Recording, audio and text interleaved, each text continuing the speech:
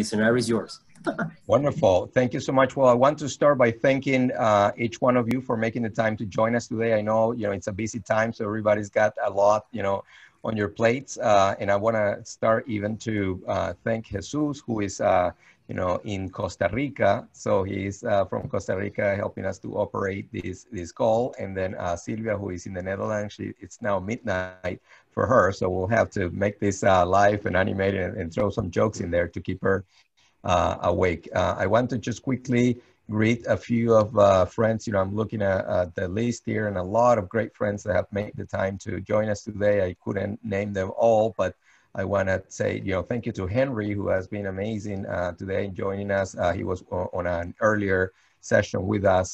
So thank you, Henry, for your time. John Altov, Jorge, woke up, so nice to see you. Karen Wedding, Kate, Ilioska, Lisette Redding, Liz Lewis, Lori Creever, Lourdes, Amaloria, a lot of great friends here, Maria Stefel, Mary Olson, Megan McLuth, Omar Moreno joining us as well from Costa Rica. We have Rowena Castillo from Miami. Orly Shapiro is, we have Robin's daughter here with us, great, and Steve Moss. So I wish I could, go and greet you all, but I wanted just to say thanks to all of the folks that have joined us. So just wanted to, basically what we would like to do today, I'm really honored to be with three good friends of mine, Robin, Katie, and Sylvia, whose work I really appreciate and admire. These are people that are spending great time, just building great content to help people in different areas. So each one of us tonight have a different expertise in how we, we help people.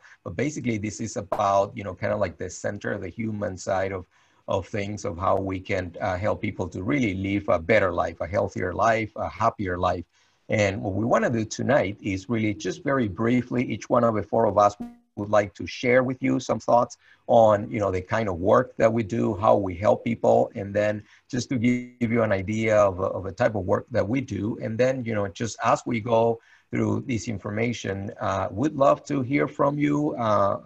Jesus, who's my cousin and living in Costa Rica, he's the master Zoom guy that can make magic happen here. And if you have a question and you'd like to join us here on the panel, Jesus has the ability to go ahead and bring you up so you can be, with your video up here. And this is not necessarily to ask us a question. You don't have to have a question to ask to be able to be with us. You just have to have something inside of you that you'd like to share with us and with others, So tonight, it's just a conversation from the heart to connect as human beings with the purpose of, getting closer and learning something from each other. So I'll pass it to, I'm gonna go to Katie. Let's do the round of greetings and we'll come back and talk a little bit about our work before we start taking questions. Katie.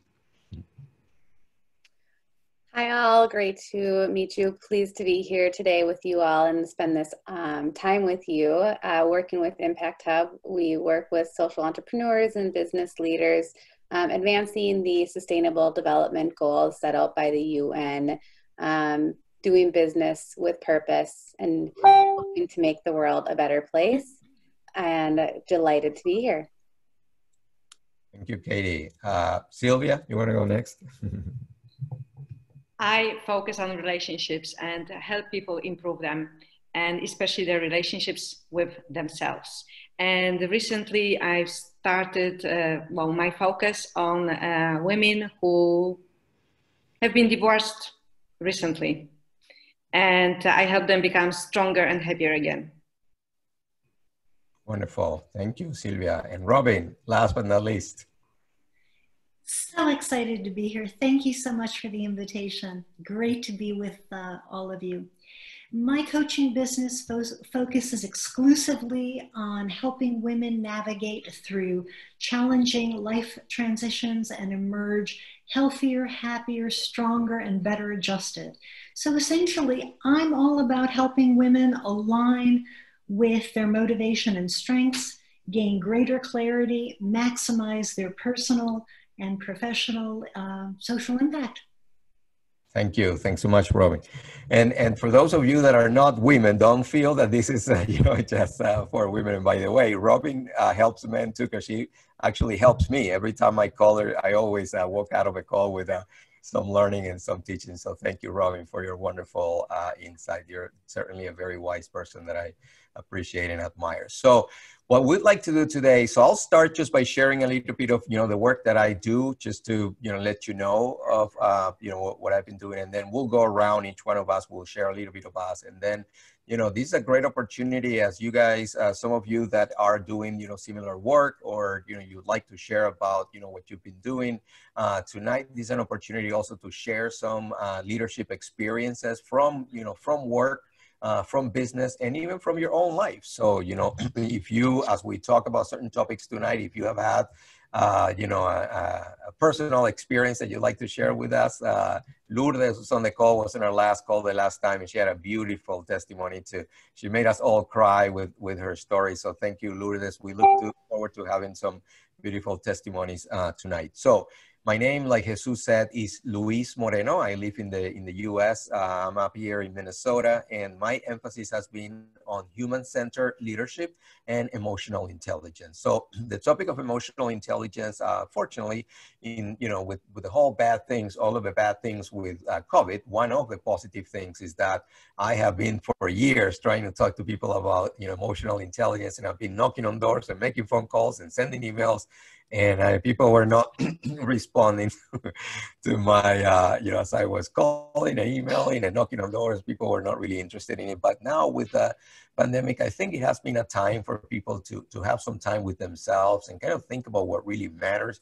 And what people have started to, more and more realize is about, one is like, what does really matter in life and what's important to me, and then kind of to get to know themselves a little more. So when people ask me, what is emotional intelligence? And emotional intelligence, there are a lot of technical definitions, but it is your ability to really understand, yourself, your emotions, and then learn to manage your emotions, and then learn to recognize the emotions and the sentiments of others.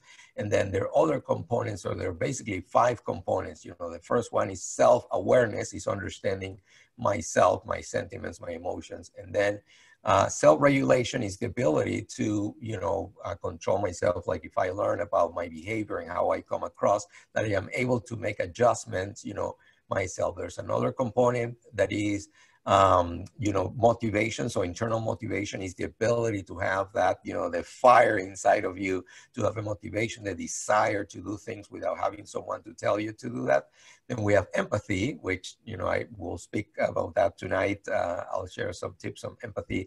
And the last one is social skills. And to bring all that together, what I have learned in my studying of emotional intelligence over the year is that people who are able to develop their emotional intelligence, basically people that are more emotional intelligent, tend to have an easier social skills. So it is easier for them to relate with other people. And in fact, there is one of the components that people study, which is the likability. As a person, how likable are you? How much people want to be with you?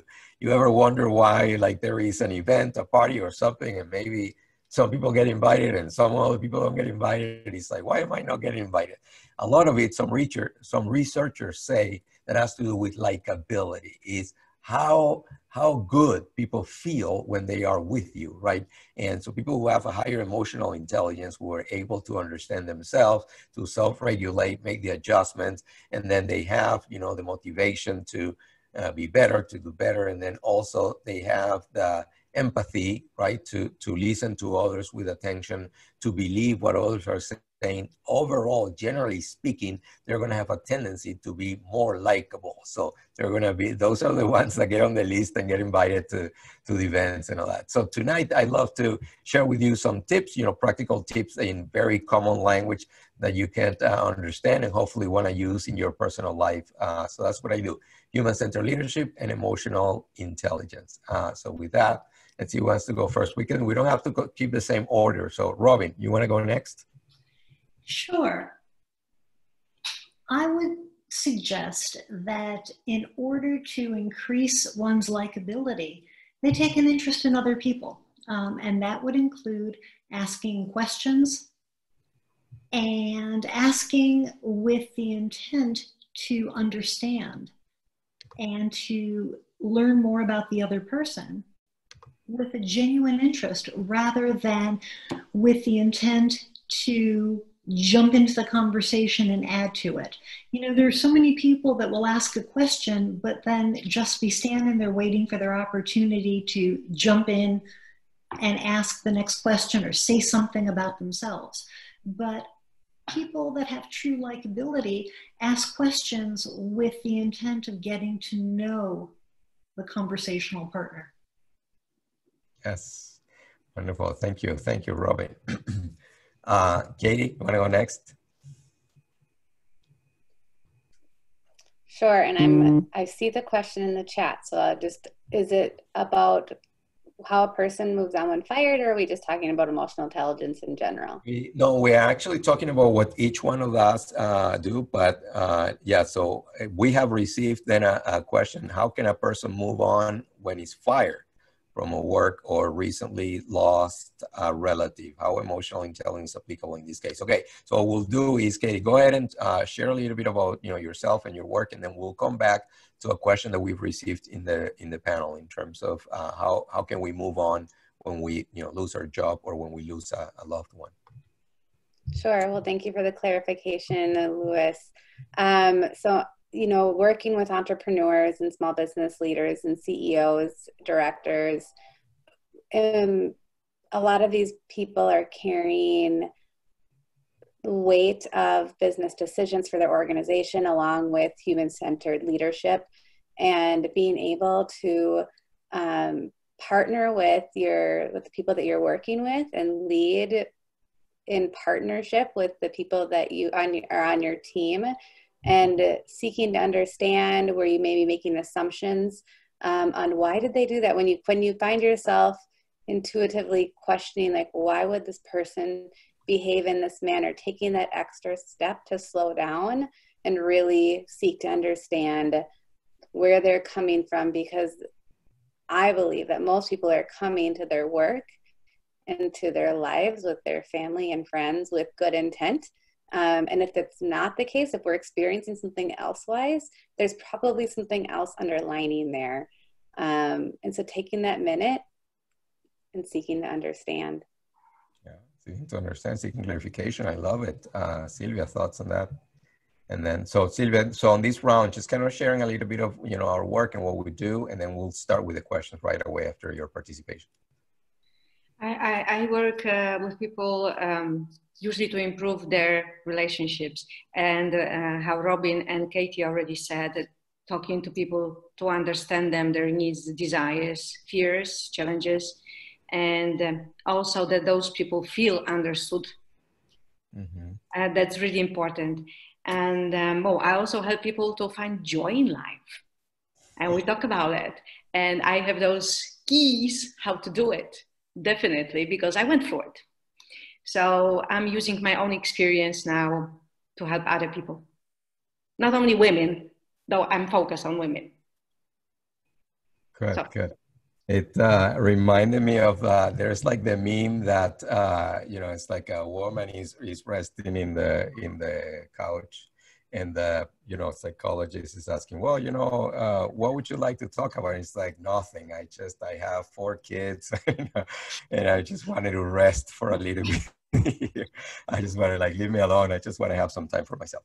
Okay, good. So let's go ahead and take that question, Jesus. So you wanna? So I think the question is, how to move on if you've been fired from your work. So I think that a lot of people obviously have that experience of losing something that is important. I think it can be your job, or it can be something really that was important to you. So how to move forward from that? I'll start by sharing a thought, and obviously any of the panelists would add your comments in there. But one of the things that I have experienced, I have had friends that contact me, and they're like, oh my gosh, like I lost my job, and it's really it's not that they lost their job, it's like they lost like everything. They're like, they lose orientation, and they're like, well, they don't know what to do. They don't, sometimes like they don't even want to come out and come out of their homes and go somewhere, because they're feeling like disconnected from the world. And what I feel is that happens when if you live your life to just kind of focus so much on your job, where your job is the only thing that you do, the only thing that really matters to you, and that is such a big part of your life,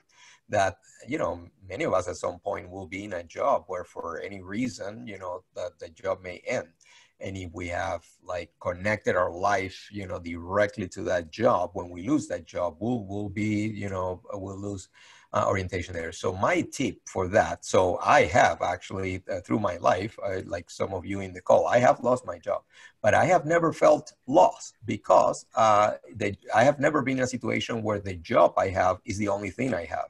I'm always, you know, involved in other things. I'm doing other activities. I am paying, you know, I come out into the community. I ask to volunteer. I'm doing all kinds of things, so that if ever I'm in a situation where my job ends, right, I actually, you know, it's like I have so many things. I have a list of things to do that when that happens and there's a gap, there's no gap, because I go through my list. Well, you know, all of the things that I have to do anyway. So my practical tip that I would say to you is, you know, just look for, it's obviously dedicating yourself to a job is a good idea, and it has rewards, and you will do very well when you dedicate yourself fully to your job.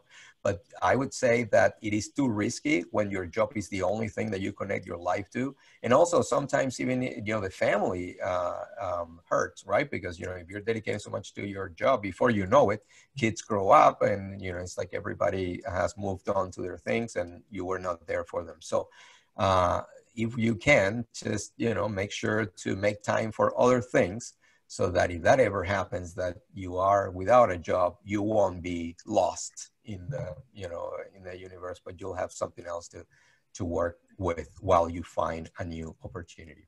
Now, Louise, I need to say something here at the risk of sounding sexist. As a trained psychotherapist with more than 20 years of experience as a sales leader in the medical device industry, I see that happening mostly with men, that men put their whole identity into their careers. Typically, the clients that I've treated as a psychotherapist and now as an executive coach, women tend not to do that. And I think the reason is that women's lives are so full, you know, raising children, having social networks, having friends, having all kinds of activities that are not just surrounding their careers, so that when we experience a loss, whether it's a loss of a person that's close to us, whether it's a loss of a job, I think, frankly, that women bounce back. Women tend to be, sorry, I know it sounds sexist, more resilient, because we have stronger networks often. So when we lose a position, we can go to our networks, whether it's on LinkedIn or other places, and we can speak to our networks, you know, the weak ties versus, you know, the strong ties, as they say. And we can rely upon our networks to not only boost our self-confidence, but help us by putting in a good word, you know, at companies where we want to work. In fact, I was on a webinar just yesterday where they were talking about that. Women talking about how to go out, seek mentors within an organization that will speak on our behalf when we're not in the room. And that's how people get additional, you know, jobs, get new jobs. And I think that Katie can speak to that probably very eloquently, since that's what you do, right, Katie? Yeah, happy. So before working with Impact Hub, I was in the recruiting industry for a decade and worked with a number of professionals who would come, you know, when you're happy in a job, or even when you're not happy in a job, but you're not happy enough to like look for a new role. You might start talking with somebody like a recruiter, or start seeking outside the role you're in, and I'll poof, your job, you lost your job. I think emotional intelligence is a great tool to use during this time period, to take a minute, recognize the emotions that you're having at this time, wherever you're at in your journey, recognizing that your job probably wasn't as perfect as maybe you had thought it was, and then taking a minute to think of like how full your life is, to Robyn's point, outside of your role. And so just take an assessment, recognize the emotions, and they are your emotions, and that is okay, and being okay with that. But then starting to build beyond just that focus on that job, that career, and then really getting into that point of managing where you're at and using that energy that comes from that like evolution of this like thing that just happened to you, especially in a job loss, because it's not your choice. If you choose to leave, you have some ownership. When you are let go from a role, there is almost this time period that is okay, and you need to go through it and transform yourself into what's next. But if you can harness that energy and harness those emotions into good and use them as motivation to get to where you're going. And there's a number of tools out there, so many tools, practical, depending on how you work best. But, there's, spend some time reading, spend some time looking into the newspaper and like what businesses are out there that are known for being great employers. Maybe this is your time to launch something and do what we call, quote unquote, like your bridge job. It might not be your, what you want to do with your life, but it could be something that pays the bills while you do something else that wants to pay more attention. And I saw in the same question, with some loss in your family or loss in relationships, maybe putting 100% into your work isn't where you need to be if you're going through something like that. And maybe you just need to recognize, like, this is the point for me to step back. I still need a paycheck. That's a need. But maybe I need to do something that's an easier role while I focus on where my focus needs to be. And that's where that emotional intelligence, it is, there's many facets to it. It's not a very direct, you have to like look at yourself and go through that self-awareness and that empathy and that motivation to see what the outcome may be. And one thing, thank you, Katie and Sylvia, I'm sure you have something to add here. And I wanted to, a couple things quick. Absolutely agree with both of you, Katie and Robyn. And one of the things I've experienced is that I think, generally speaking, and not all women are one way or not men are all one way, but I tend to observe in my, experience that women are more comfortable with vulnerability. In fact, in my, in my training, I tend to have more women attend my training than men. But, so women feel more comfortable with vulnerability. So I have seen, you mentioned LinkedIn, Robyn, more posts that say, I just lost my job from women than from men, right? I think for us men, maybe, we have been trained from a society standpoint is that, wow, if you're a man, like you'll never put something that you lost your job, right? So that's kind of an interesting piece. The other piece is that in person, when I've been to events, I have had, I think I would say that maybe I have more experience with women coming to me and say, oh, no, I'm in a transition. I'm looking for a job and stuff, where I think sometimes women, spin the story and it's not easier. It's not as easy for us to say, we're looking for a job. And one of the things that I do is, because people tell me, well, I don't,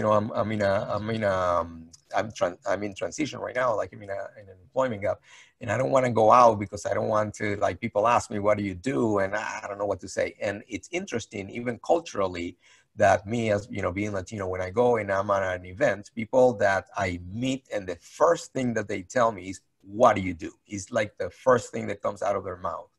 And, from a Latino standpoint, like we Latinos would not start a conversation with what do you do? Because that's like too much too soon. It's like, oh yeah, you want to get me a drink first or something, or we'll get there, but let's not start there. So when people start like that with me, it's like, what do you do? Sometimes I have said, I'm in transition. And then they're, oh, I'm so sorry. Like, I'm sorry for you. And it's like, no. It's like, why are you sorry? Well, because like you don't have a job. And no, I have a job. Oh, okay, I'm so sorry. I thought that you had said that you were in transition. No, I am in transition. Well, what do you mean? Like you say you're in transition, but you have a job. Yeah. I have a job, but I am in transition because I'm always in transition. I'm transitioning all the time, every day. So through my life, when I have a job or when I don't have a job, I'm always in transition to something better, to expanding, growing, learning, hearing other people's perspective. That's why I'm here tonight. I want to see a few things, new things. I want to learn something new. I want to meet somebody because I am in transition. What about you? Are you in transition? Because if you are not in transition, then you are in trouble, because like if you're not in transition, you're stuck. So my message to all of you is we always have to be in transition, and it's okay. If there is an employment gap, hey, get out there, meet the people, and those who really are worth, your relationship, and the people that are really, the best quality people are the people that when you say to them, I'm in transition, they won't say, oh, like, oh my God, I'm so sorry.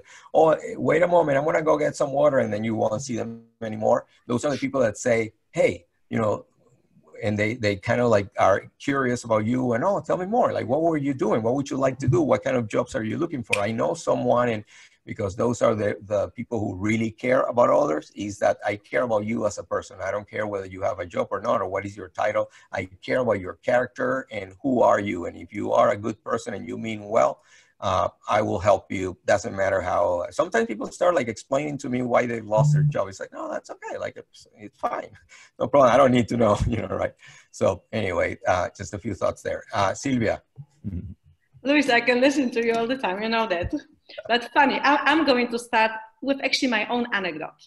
Okay. Why I'm helping women who, after a breakup or divorce, is because I've been there. A couple of years that happened to me. And when I was getting divorced, and I never talked like that publicly about that, actually. But this is an anecdote. And people were asking me about, so I said, my future ex, and they were confused. What? And now I call my ex actually my lovely ex. And that's true. And I am grateful for my 20 years relationship with him. And I'm grateful for my divorce. And this is the question about the purpose. When something happens in your life, think what's good, what you have learned, take everything what's good from there and learn something new, what Katie said. That's personal development. That's the time for something new, to rediscover yourself. I didn't know that I would be writing in English, okay? I didn't know that I would be talking and coaching. I didn't know that. I'm an economist. So when someone loses a job, great. This is now for you the opportunity to think what you really want. And yes, when you lose someone you love, or someone, a relative, I know I went through this as well, all of us. Grieving is must. You need to go through it. Yes. And remember one thing, today is the only day you have.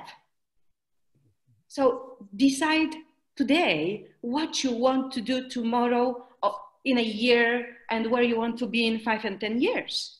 So I have so many other comments I would like to say. There's one thing also about men. Men, this is indeed traditionally, I am a caveman. I really do everything for my family. And indeed, I'm at a disadvantage here because I am one. You are 3 and I am 1. Yes.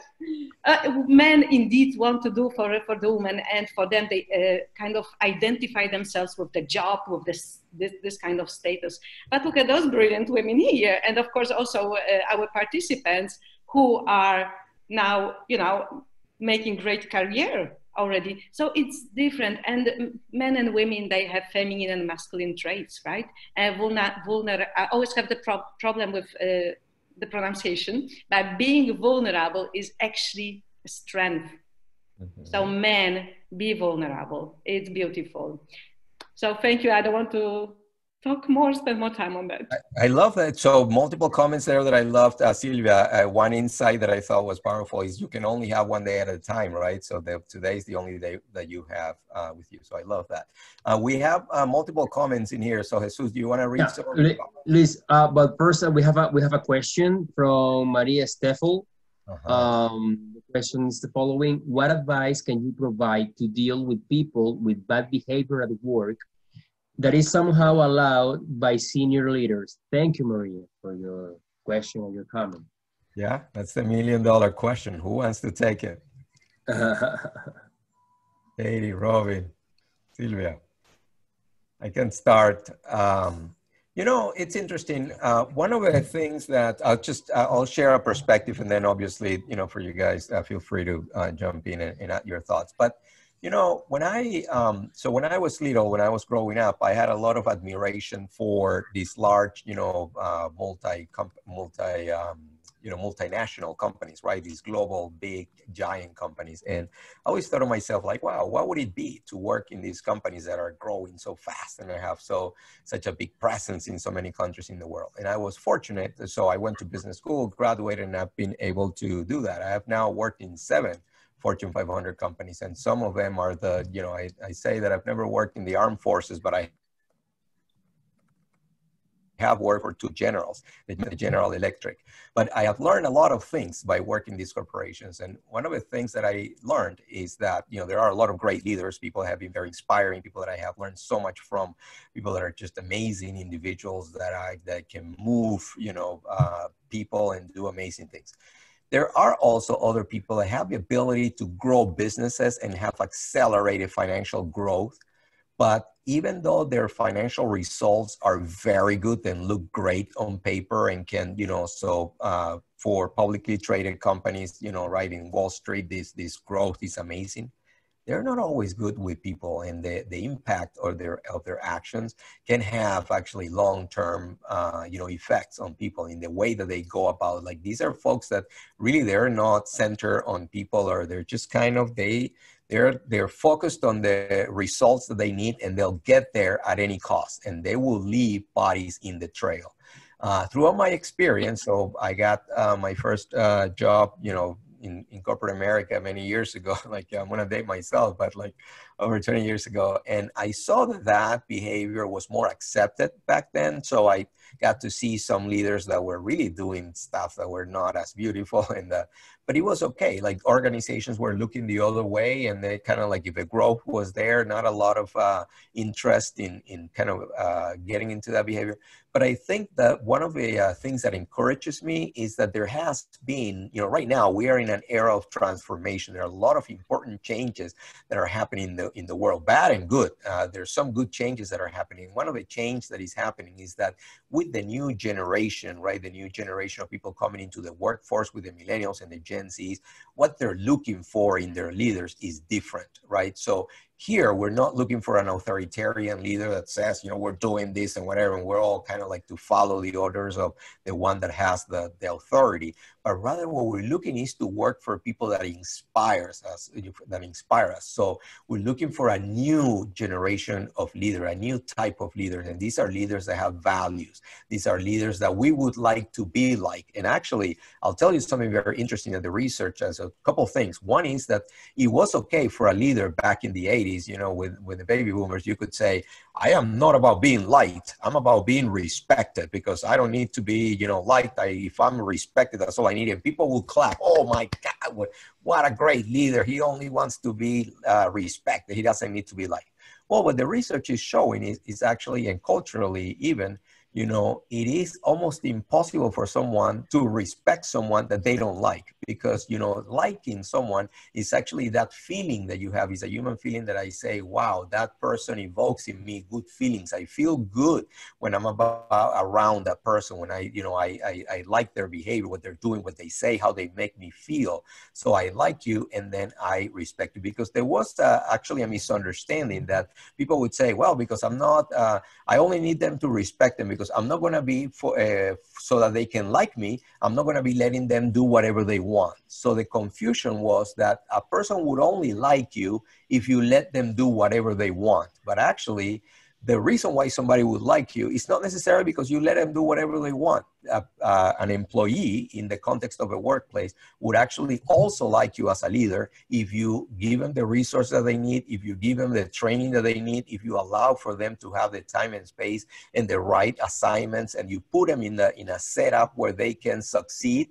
And that framework and all of that direction, so they can do a great job, they actually will like you and they will respect you, right? So there is that change right now in leadership, supported by research from, recognized universities. But there is also another change that is very important that is happening, in that in the past, some of the leaders were saying, well, when there was something big happening, from a social standpoint, like when we had here in Minnesota with the killing of George Floyd, some leaders said, well, just kind of let's stay quiet. Let's wait for the storm to pass. And after the storm passes, then we'll come out, right? So the leadership style in this case is when there is trouble, you stay quiet, stay silent, and stay away from that.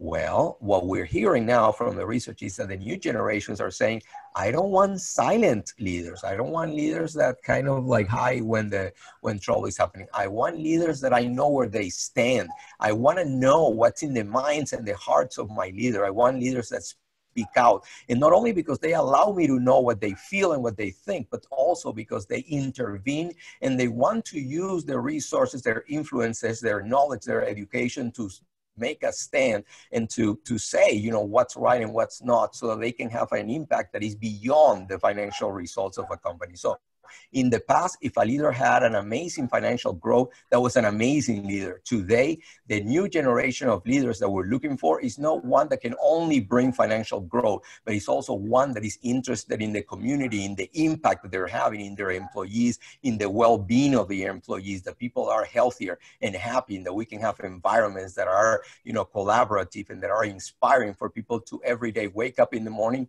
and feel great to go to work because they're being led by people who are really good people inside, in their minds and in their hearts. So great changes in leadership that I'm excited about.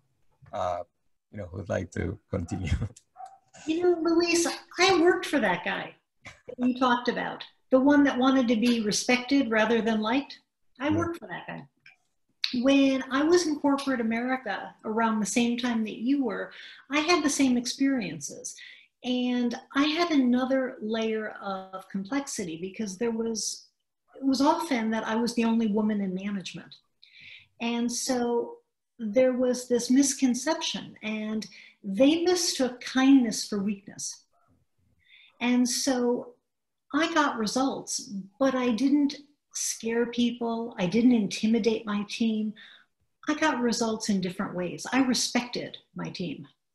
Anyway, when I transitioned out of corporate America and I went into the startup world, I loved the environment because it was exactly as you described. And yeah, it was working with millennials, and it was an entirely different milieu. It was a different mindset, and we had different paradigms for success. We were a very successful company, so successful that within a couple of years, we were acquired by a large company. And then we reverted back into the corporate mindset again. But you're absolutely right that the influence we had and the impact was very, very different. But I think that you can do well by doing good. And I think that that is something that we're seeing today a lot of with social entrepreneurship and having really good values. And I don't think that that's going to go out of style. That's not a trend. And I think that new leaders, whether they're millennials, whether they're Gen Zs, or hopefully some slightly more seasoned folks, can get with some new ideas and new ways of leadership to adopt some of the social ideas and social programs, and again, do well by doing good.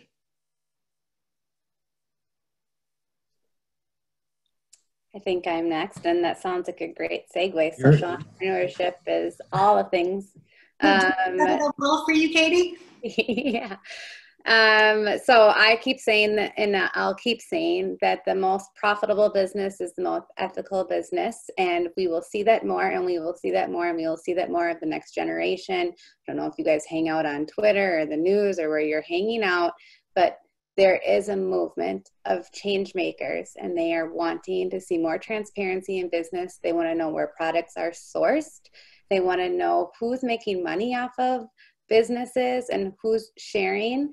There's an article today about just how the 1% has basically, quote unquote, stolen, I don't know, $50 trillion from the US workers, like those of us that are in the US, and how is that money being redistributed? And is there a responsibility beyond just making a profit to our the shareholders.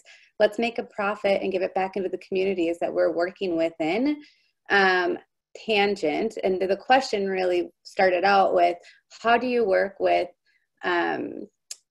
someone who has bad behavior and that is allowed by senior leaders? And I go back to like your own heart and like, how is this impacting you at work? And what can you control in the situation? And if that, I consider sometimes, and it shouldn't be a decision you just make overnight, like you don't like something you saw that day and you're like, I'm out. But through this idea of transformation, like you do not need to be in that organization that you're in if you're not witnessing behavior that you believe is good behavior. So what are the choices that you have? Where can you influence? And then what can you do? Because you shouldn't spend your time working for an organization or on a team that you are not respected at, or you don't respect the work that's happening. And start doing that networking to transition out of that, but don't go home with it. You don't need to. Why would you go home with it? Try to take a minute and and empower yourself in those moments and it's a difficult thing to do. I'm not saying it's easy, but you can do it. Yeah. And Katie, I want to build on what you said quickly, because I really liked it. So I have people that come and tell me, oh, I work for, leaders. I don't like my leadership. I'm working for some leaders that I really don't like, but that's okay, because, that's them. I'm here and I make good money. I'm good in a good situation. It's a good company. It's just like the terrible leaders that I'm working for. And one of the things that is interesting about leadership, think about like, from the clinical work for people that have like in domestic abuse situation, mostly, statistically is men. When men are abusive in their relationship, a lot of times they've seen that behavior. They saw that in a father, in another relative, they've seen it, and it's easier for them to do it because they have already seen it. And when they've seen it, they can do it. And also, we like who we are, we are more influenced by other people than we realize, right? So we are like sponges that are like absorbing sometimes what we want to absorb and pick up, and sometimes even what we don't, but we still pick it up because we are being exposed to it. So what I would tell you for anyone tonight on the call, if you are working for a leadership that you don't respect and that you don't like, watch out and keep your network and look out, because the reality is, and the research demonstrates this, is that little by little, day by day, year by year, if you stay there long enough, you will start picking up those behaviors. So your leadership style will actually be influenced unconsciously, not because you want to, but because that proximity and that exposure and you seeing that all the time, then before you know it, you will start becoming one of those leaders. So beware of bad leadership is bad for you. So in contrast, if you start working for leaders that are generous, that are mindful, that are, that are empathetic, that are, that kind of leader that you would like to be with those leaders and work for those leaders in time, because before you know it, you will be more like them, because we are like that. We're sponges we're absorbing other people's behavior. Sorry, Sylvia, I stole your part there, but wanted to add that to what Katie said. Listening actually to your latest comment, now I remember your article about leaders who are human. So those leaders who show interest in their employees, because an empathy, right? And those who don't, it's only, what the results need to be, but okay, how is your life at home, right? How you are today? Because we humans, we are the most important assets of any company. Whatever is automated, it is still created, designed by us humans. So of course, here I would like to add still with the managers, still communication. Well, I would suggest, of course, what we are talking, there are various options, but to sit and talk to the manager, what the manager needs really. Sometimes again, this misunderstanding, why we still, there's here, and Robyn and Katie, and they can say about it, but yet communication is important, what really the person is, whether the person is indeed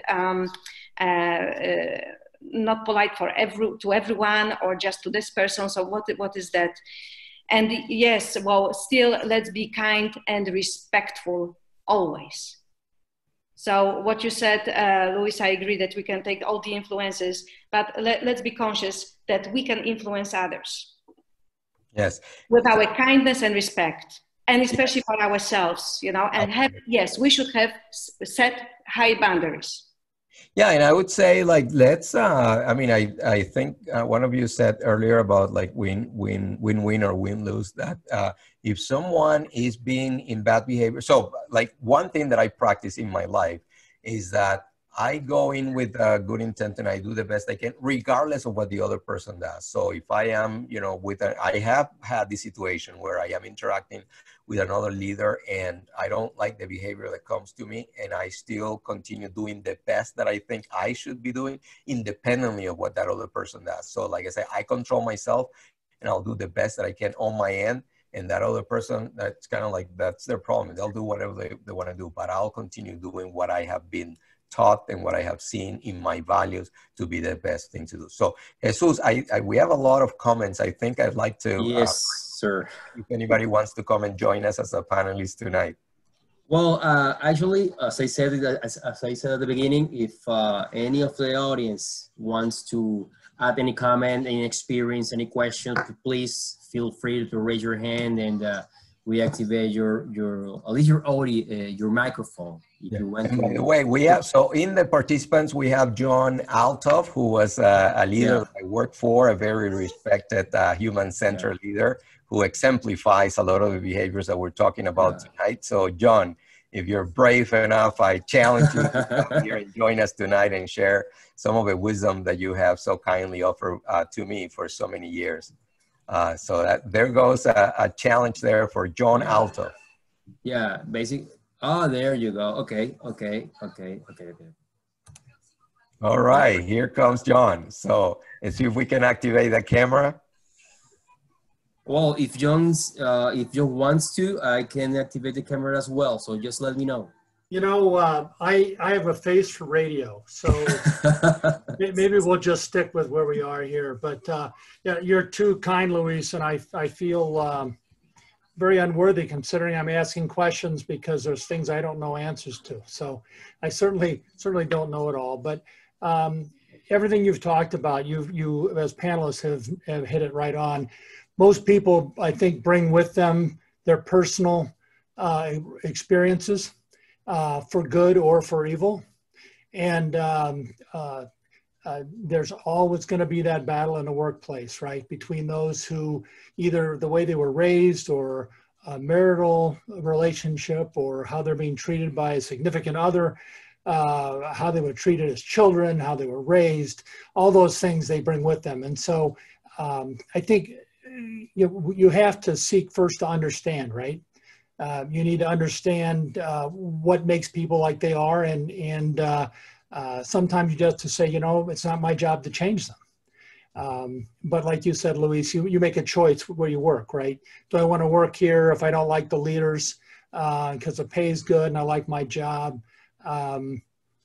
Boy, I tell you, that's tough for me because I'm one of those cavemen guys that my job is a lot of my life, is a big part of my life.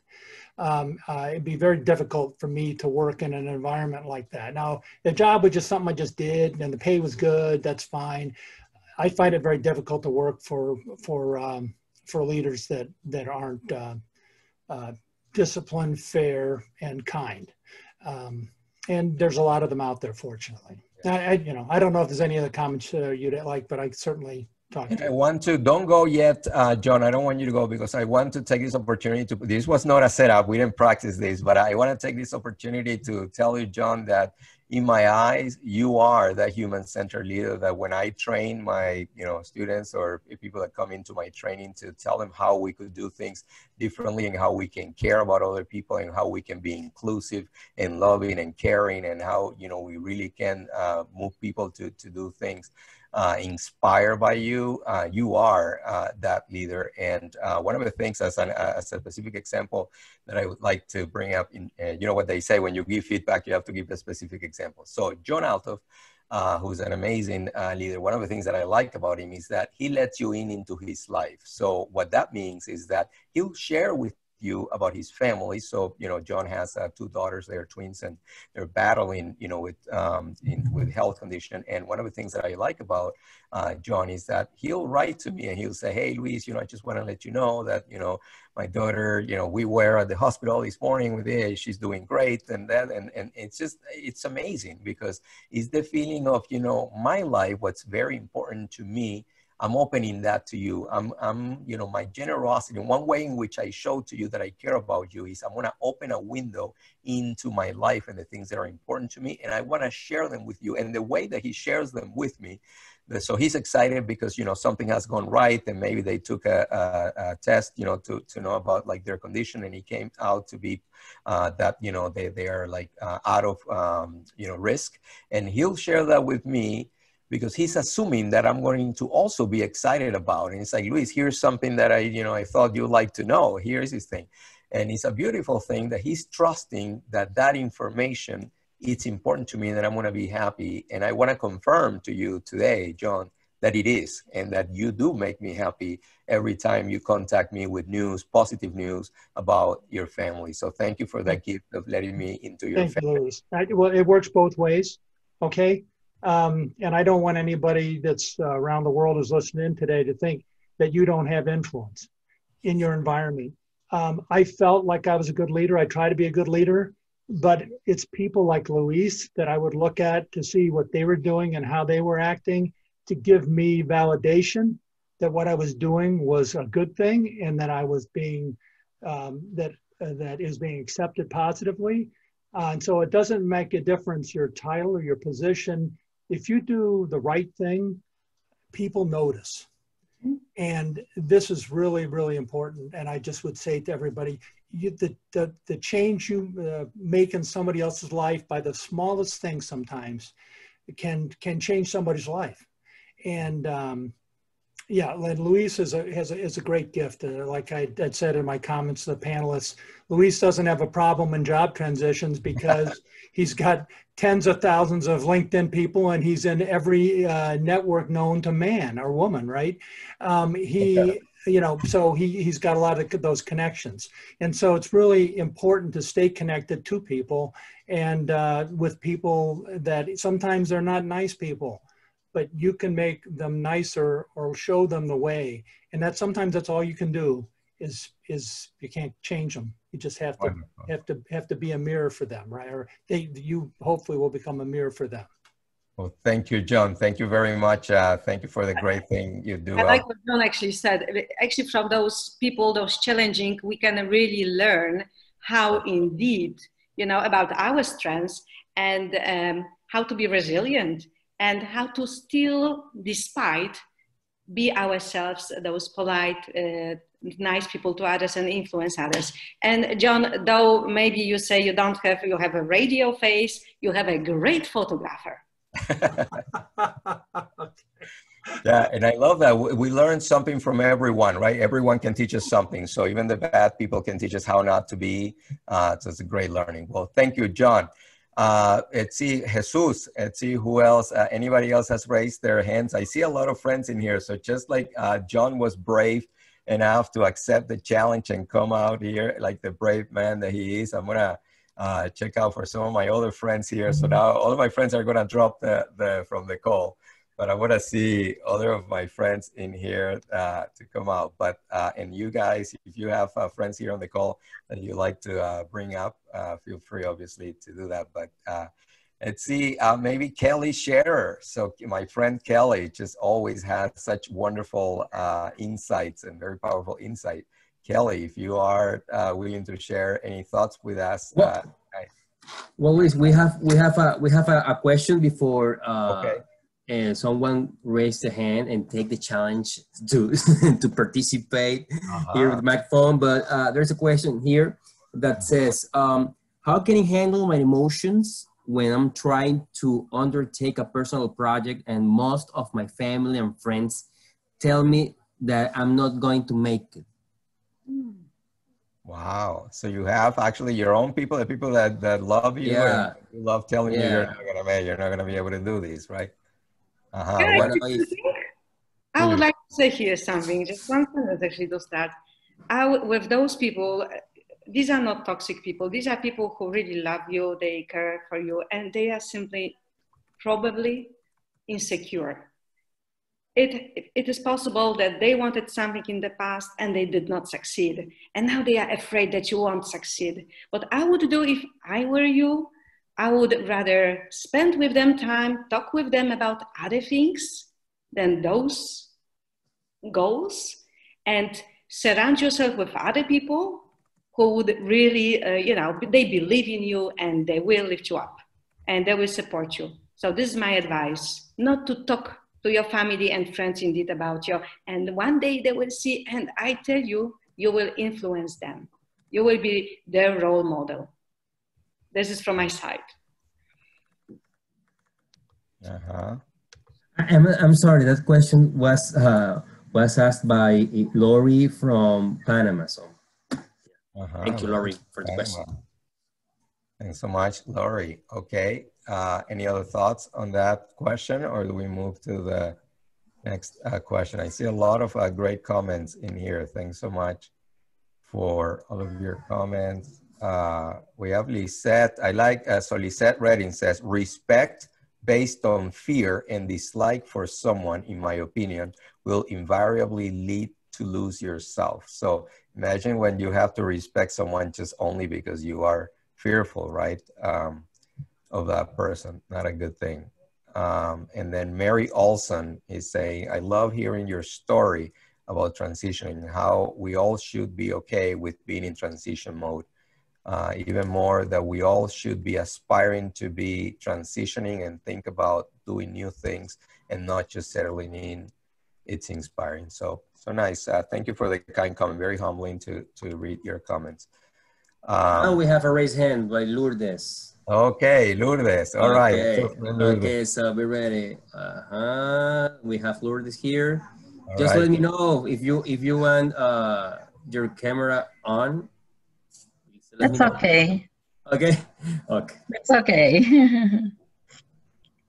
Hi, Lourdes. How are you? We've had really good. Now. She's been very active and has joined us in previous conversation, always with wonderful contributions. And Lourdes is also someone else who opens a window into her life. And I really appreciate that, Lourdes, for the beautiful stories you've shared with us before. How are you doing? Oh, I'm really good. Thank you. So it's really wonderful to be part of this group, you know. Nothing really makes me more inspired than what you said, Louis, wherein you will be liked more when you make people feel good. And I think that is the very essence of, that's the very essence of humanity. We want to be with people who makes us feel the best way that we can. Now, in my role as psychotherapist and counselor, I would say at this stage, I can speak for a lot of women, but I think we have talked a lot about women most of the time because they're more vocal and all that. So I'd like to actually speak out in behalf of the men that I have worked with. Mm-hmm. Now, sharing a bit of my life, I want to let you know that I have 7 big, brawny, I would say to a certain extent, sometimes chauvinistic brothers. So, they're taller than I am, they're masculine, and of course, come from a generation wherein the man really rules the family. And that was my father, a little bit of an authoritarian side. Now, I couldn't believe it that I was actually attracted again to working with a lot of men in the organizations that I was working for. At first, I was so afraid to work with people like drug addicts and people who had been incarcerated in jail, and also people who are so difficult to deal with. But in the essence, I said, I would rather learn how to deal with these people than being conquered by fear all the time, because it's really, really sad. But now I'm bringing this out to the panel because I would say a lot of us can be afraid of men who are really showing so much authority, who are so, feeling that they really rule the organizations. I also have 33 years of working in a multinational company with, and a lot of them leaders were men. And what I found out is that a lot of men need a lot of mothering. Sorry, man. But the way I look at it, it's because, men were not really able to open up to themselves. And also, even with my own brothers, they would rather fight among themselves than being kind to each other and asking for a piece of toy. So when I was confronted with one guy who was saying to me, aren't you afraid that you are going to deal with me? Because I am this, just a little over 5 feet tall, and he was 6 feet tall, and he was so big and all that. And I looked at him. Of course, deep inside, I was afraid, but I have a job to do with him because he came from jail, and I was asked to deal with him. And I said, didn't you read the papers? Didn't you read my report? And I said, I just put in a very blank face because, I didn't want him to read me. But deep inside, I knew that he was a murderer. And if I let my fear conquer, I will never have that communications with him. So what I only said to him was, I would rather that you tell me why I have to be afraid of you. And then he started talking about how he was, how he was in jail and how he was so bad and all that. And I said, and I think you have the reason why. Perhaps if I have met you during that time, I could have been the most afraid person in the world because you have done all these crimes and everything. So I said, you know what? I think you're only asking me that because the society had forgiven you. But have you forgiven yourself? So I think this is a situation that I'm telling now we're in, especially for us women, when you are confronted with men who can be very so masochistic and all that. Look beyond. Look beyond the situation. Look beyond that person. Because sometimes it's hard, it's so difficult to really learn about it. The most that we do sometimes, especially in our society, in the Western society, okay, if you don't like the job, go away, get out. But sometimes it's a little bit of understanding what the situation has been. In my work as a training officer, I also found out that sometimes we don't like someone because they actually represented someone who is so very authoritative in our own lives. Mm-hmm. And even just the look of that person, it's not that person actually, but it is because he represents a father, a connection that has been so bad in our lives. So perhaps the thing that I'm actually trying to advocate here is that for us, not that we should be fearless, especially when people are really need to be afraid of. But what I would say is have a little bit of understanding. Yeah. Try to look a little bit beyond that person. You will find out that the person that you're feared of is sometimes the person who needs the most understanding. Yeah. He has the worst situation in life. He must have been in the very background. Even look to, like Hitler, like some of these very, arrogant people sometimes. Yeah. And the only irony there is that we put them in power. Oh, thank you. Thank you so much. Great intervention. Yeah. Lourdes, this is Robyn. From one psychotherapist to another, I'd like to ask you a question. I'd love your professional expertise here. Thank you. How specifically did your childhood and your family dynamics inform your professional work? Oh, it was because, I came from, I would say, a very highly Catholic community in the Philippines. And then in the past session, I was telling the group that I lost an only child. And when I lost an only child, I found out when I was going to psychologists and psychotherapists, when I asked them, have you ever lost a child? All of a sudden, I was telling the group that all of a sudden, I just felt that they were not qualified to actually handle me. So I became a counselor, a psychotherapist, I would say by accident. It is more because I really wanted to understand the concept of grief, how it can actually sort of like kill your whole soul when you lose an only child.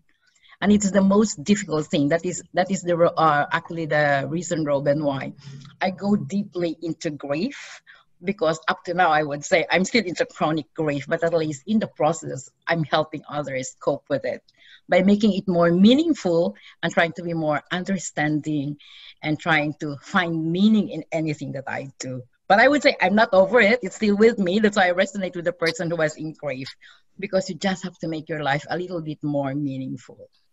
Thank you, Lourdes. Absolutely. I'm sorry for your loss, Lourdes. Yeah. Thank you, Robyn. Thank you, Lourdes. So a lot of interesting thoughts and insights in there. So Sylvia, Katie, want to react No, to? Elise, I'm sorry, but we have a question from Jennifer Smith. Jennifer, thank you for your question. I'm going to read it. How do you tell your boss you're leaving because of the toxic environment and lack of leadership supporting their staff in a human-centered way to initiate change in your way out? I think this question is for Katie, I guess. Thank you, Jennifer, for your question. Yeah, well, before we transition to Jennifer, Lourdes, I am like the quote person tonight, evidently, but your loss reminds me that there isn't a word for a parent who's lost a child. It's a human experience that no one wants to go through.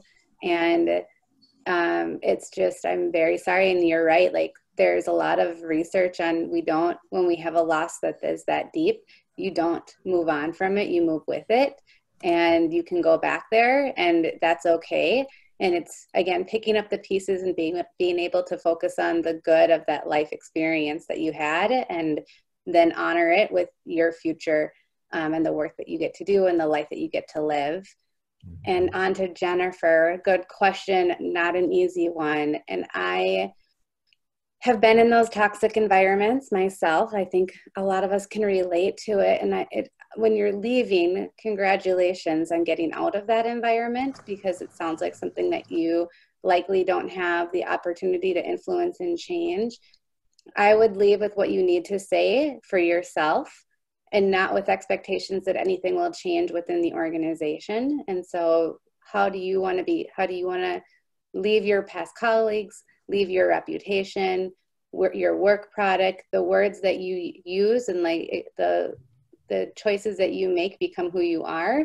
And so if you think that this person is open to changing and open, I oftentimes ask, are you open to suggestions? Are you open to some feedback? And if the answer is no, then don't spend your time, move on and move forward. And if you can tell that there's an opportunity that there might be a connection, or they may want to actually learn from you and your experience because they want to be better, then all by means go ahead and offer in the most empathetic way possible, asking, maybe even offering questions like, what kind of leader do you want to be if that person wants to be a leader and that's not your experience? For example, like, I want to be able to lead women in the workforce that are moms, and this is a value of mine as a leader, and yet you have a child as an example, and you're not experiencing a workplace that is beneficial to moms in the workforce. That's probably something you want that leader to know, because it's in conflict with who they want to be.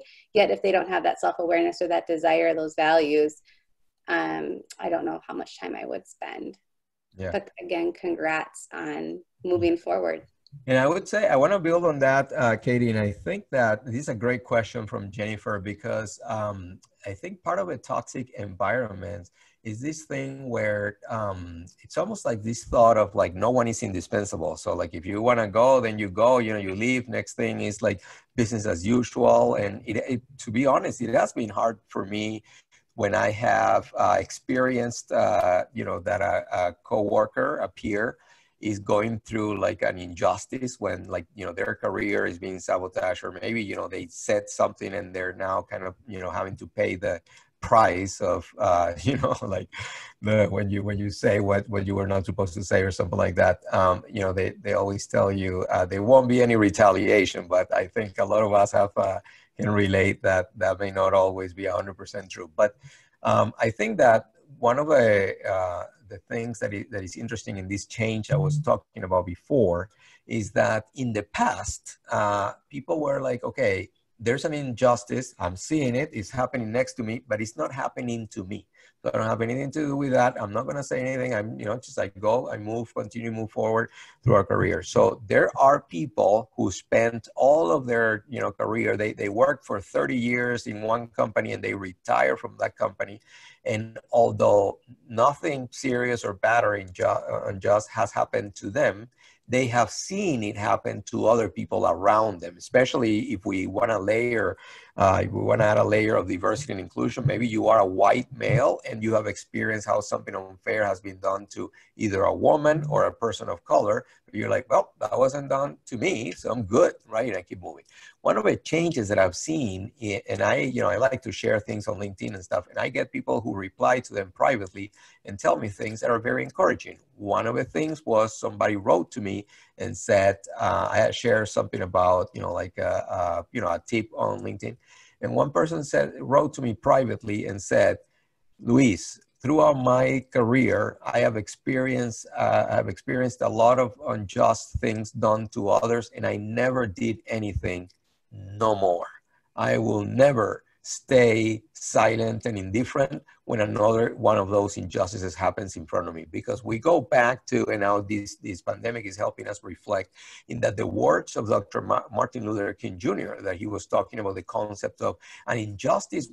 An injustice doesn't need to happen to us to be an injustice. An injustice is an injustice in itself. So like when we see something happening that is wrong, then it's not okay to be okay with what's not okay, right? So if we see something that is wrong, then we need to intervene. We need to talk. We need to raise our head. Of course, there is a price to pay for that. There is a risk, but we're talking about living a life with values. We're talking about being brave.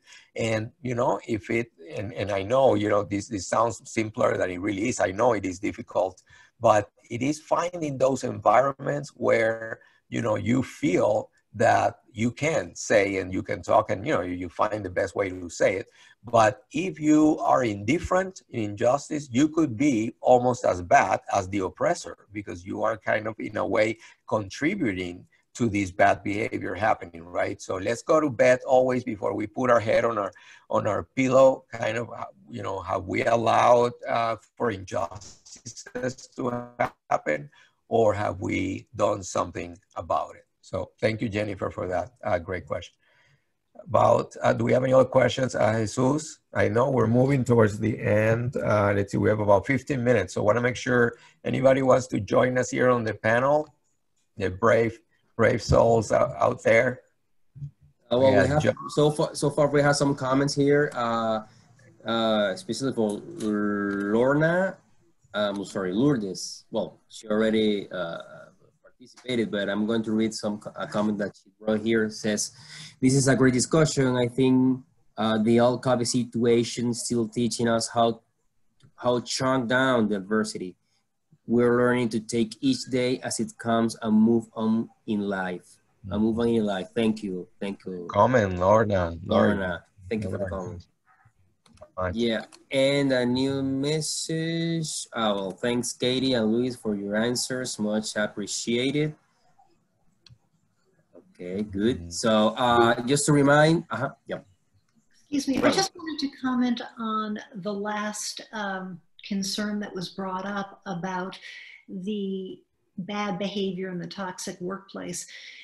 When we see bad behavior, a lot of times, the first couple of times we see bad behavior, we are shocked by it. But then what happens is that the more we see it, it becomes normalized. Going back to your earlier example, Luis, about domestic violence, the first time it happens, right, it breaks the taboo. But then after it occurs, the first time, it becomes easier and easier because it's normalized. And so that's the same thing about bad behavior in the workplace. And I could give you a lot of examples, but once we see it and once it has gone unnoticed or even glorified, which I have seen, and people will say, well, that's okay because the end justifies the means. We got our sales to where we really wanted them. So if we needed to behave or encourage the sales force to act in unethical ways, that's okay. You know, we met guidance, it's okay. And so we normalize that kind of behavior. And so then if somebody wants to say something, they're discouraged because they know that they're going to be met with resistance, that whatever they say, you know, whether it's to their manager, whether it's to HR, you know, most people are savvy enough, if they've been working for more than about 20 minutes, they know that HR is not there to protect the employee. They know it's there to protect senior level management from lawsuits, right? And so the savvy employee knows that they don't really have an advocate. So to leave an employer and offer information in an exit interview, often it's really not going to get you what you want, which is to use your vulnerability to expose problems in the workplace. Yeah. And Katie had some great ideas that were heart-centered and sincere. My concern would be that in some industries, the soon-to-be former employee that's very truthful and shares what they have witnessed about that, you know, bad behavior that they have seen, even though they want to be sincere about reporting it, they might be blacklisted from other companies in that sector. Yeah. So yeah, I just want to comment on that. Yeah, I have had people that tell me, oh, you know, so-and-so, but you know that person, you know, actually sued that company and this and that. Almost, well, it's like maybe the person had reasons, but it's like someone who, you know, used the law to protect themselves. It's like, oh, you don't want to, you know, stay away from those folks. Okay, well, so we really are now coming, you know, towards the last 10 minutes. And obviously at the end, we want to make sure that we have a closing thought from each one of you know, of us tonight. And one thing I wanted to make sure we don't forget to do is for folks that are here with us tonight, for anyone who is interested in following any of us, then, you know, Katie, Sylvia, Robyn, you want to share your, and I think Jesus, you'll do that also, you know, follow up email. But, you know, just quickly, do you want to talk a little bit about what social media do you use? Do you guys use LinkedIn, Instagram, Facebook? Are you Facebook people, Instagram people, LinkedIn? Where do you like to be followed so that people know? And then Jesus will send more of that information then in a follow-up email. But let's go ahead and share. Yes, just to add a short comment. Yeah, for all the audience who's already here in the webinar, tomorrow email will be sent, so just to be aware in your maybe your inbox or your spam also. So because an email will be sent with the recording of the session as well as the email contact, so you can write us down and you can share your thoughts, your experiences, and maybe you can ask when the next webinar will be. So all that kind of information will be shared if you want to, but tomorrow please expect that email with the recording session. And also the email that you will receive that has a link, that link will expire. It's a temporary link. So like the only way to see, you gotta see it in then, you know, this week soon, right? But what I will do is I'll take this conversation and I'll upload it into, so I have a YouTube channel, is Luis Moreno, TCBPN is the initial for Twin Cities Business Peer Network. So over the next few days, later this week, I will actually upload this conversation on YouTube so you can go at any time and watch it. Okay, so Katie, where should people follow you? Are you an Instagram person, or LinkedIn, Facebook, or what kind of person? I'm sorry, if you don't mind, you can put it in the chat also, so the audience can know, so the audience know where can reach you in any moment. Perfect. And then all of you, put it in the chat. I will also say anyone that is on the video tonight on the, you know, on our webinar here, if you are okay with connecting with others, feel free to go to, like, if you can on your computer, go to your LinkedIn account, copy your LinkedIn profile link, and then post it on the chat box so that others can just basically, you know, click on your link, go to your profile. And so anyone who is open to accepting connections, you know, go ahead and put your LinkedIn links there, and people will be. So what we would like for tonight, as we, you know, approach here the final minutes of the call, is we would like for you to have hopefully learn a new perspective tonight, heard something, a comment of value.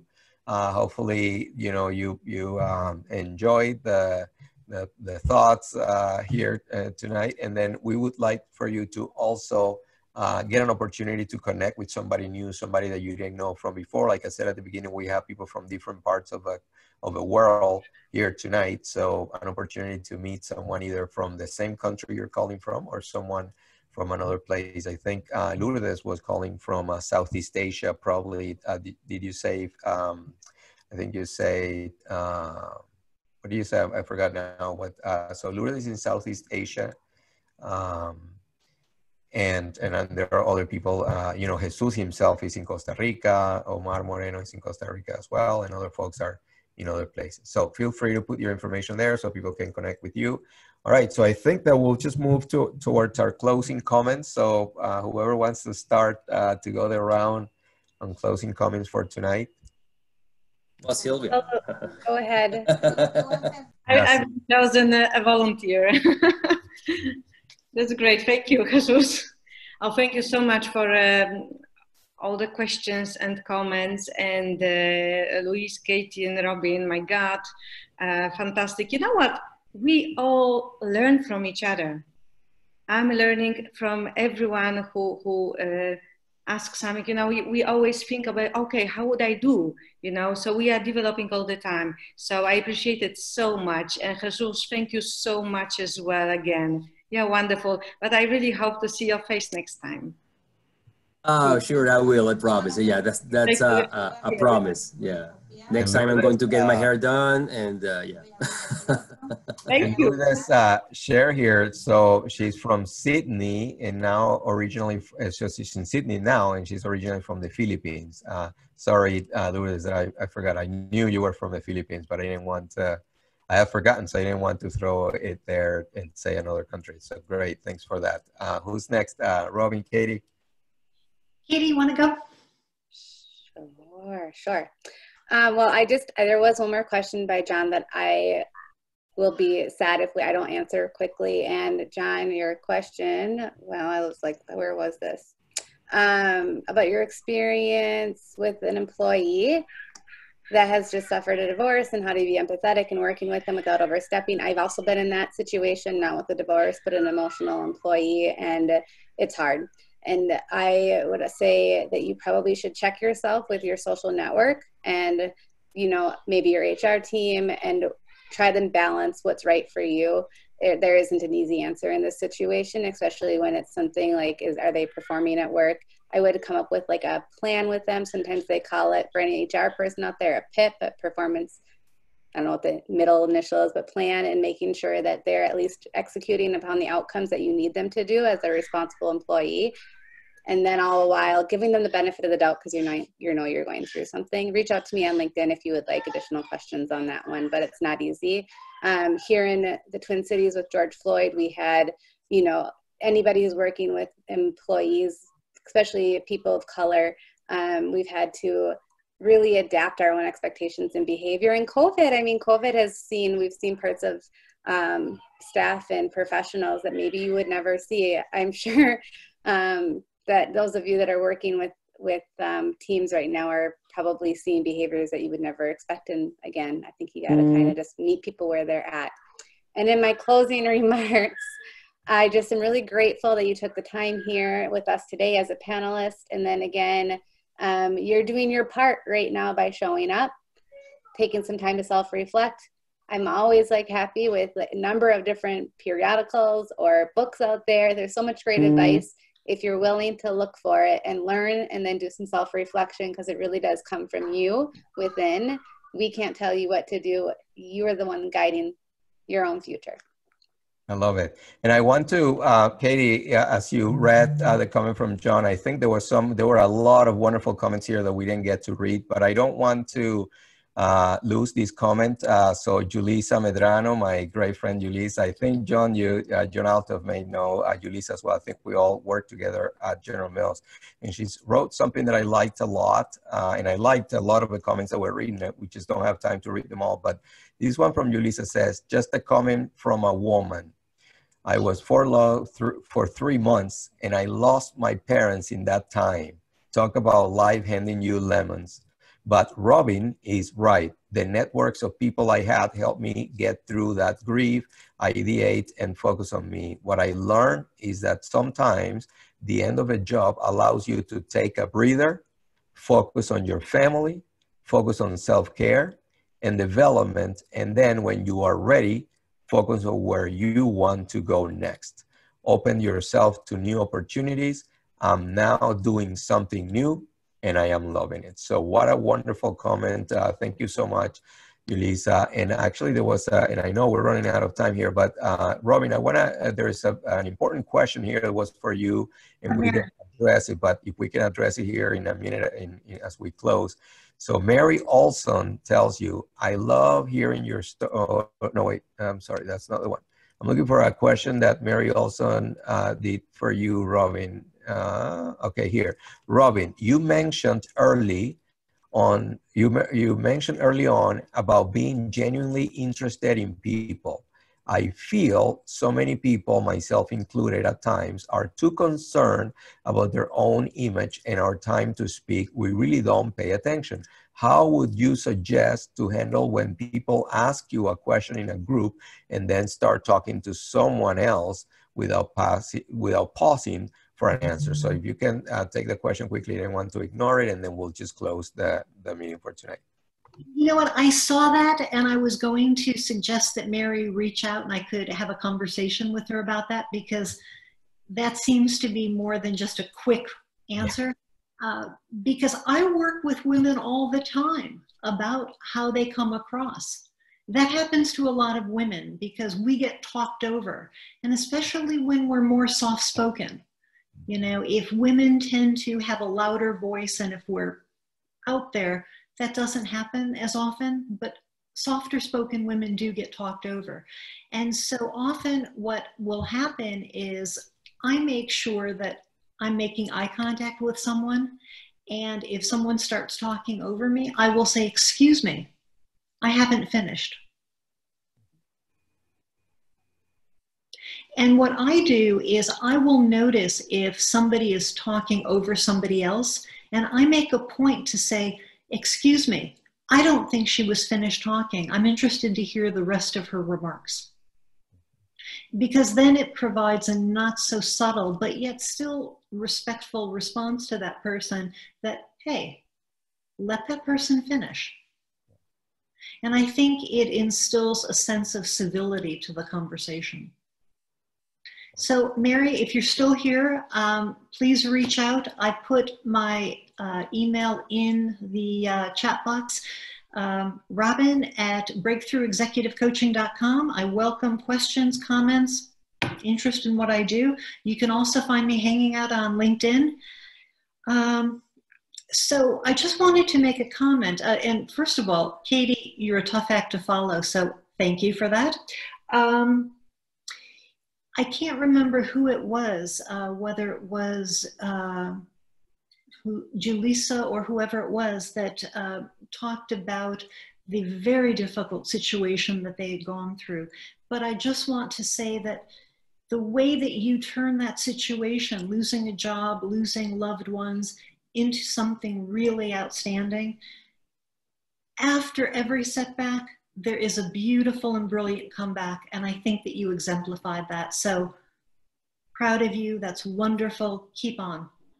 Thank you for having me. I've had a great time getting to work with all of you and getting to know some of the attendees. So thank you very much.